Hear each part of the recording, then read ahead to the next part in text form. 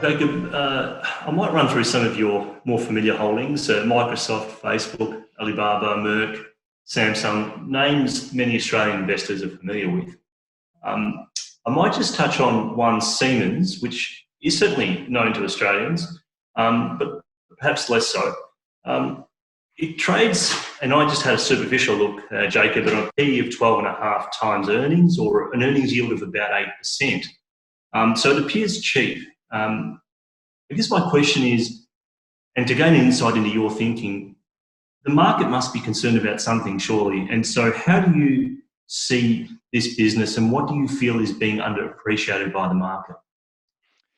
Yeah, look, I think, Siemens, when you think about how the business portfolio has evolved, I think the market has lagged the understanding of what's, just the slowly unbundling, or, it's been always a fairly diverse portfolio of businesses, but over time they've built more and more concentration in what they describe as the digital factory. So roughly half of the profits now are attributable to a software and hardware business, which goes hand in hand. It's an automation business, but that probably undersells it, because what Siemens can do is on your software, that you can design a computer chip, you can design a car, you can create a digital twin, and then you can also manage the manufacturing of that product.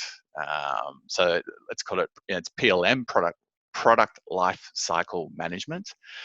Now that's very clever stuff, and like great software businesses, once you're embedded in the company, the manufacturer, it's very hard to get them out. It's a little bit like an SAP installation.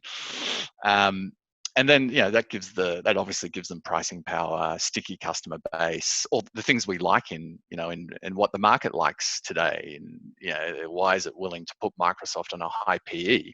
Because it sees the subscription nature of that relationship, and the fact that it's very sticky. So it believes it's a long duration cash flow. So we see those characteristics in Siemens software business.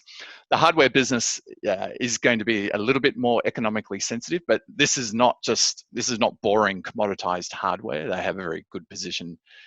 The software has to talk to hardware once you create, to manage the manufacturing process. So that makes them fairly unique. Most of their competitors aren't able to do both. They do the hardware or do the software, but they're not doing the integrated solution. So the other parts of the business, Siemens attracts some negative headlines around it sometimes, but it's actually a relatively green portfolio. So they manufacture wind turbines. They do gas turbines. The exposure they have to other sorts of thermal generation are relatively low. And those businesses are being spun out together, and they also have all of the clever stuff that allows your electricity grid to work. So all the grid management, and when we look at some of the stage 2 beneficiaries, we think they're going to be, governments have to move from income protection to job creation, and job creation is going to be about, I think, investment, infrastructure.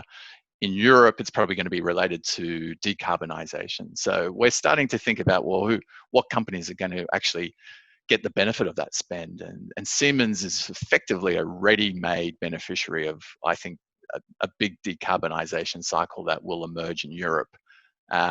Europe doesn't have much in its toolkit when it comes to, it's stimulating, but I think they'll go all in at some point on a major investment cycle, similar to what the US did in response to the Great Depression. You had the New Deal, and after the war, Second World War, you had the Marshall Plan.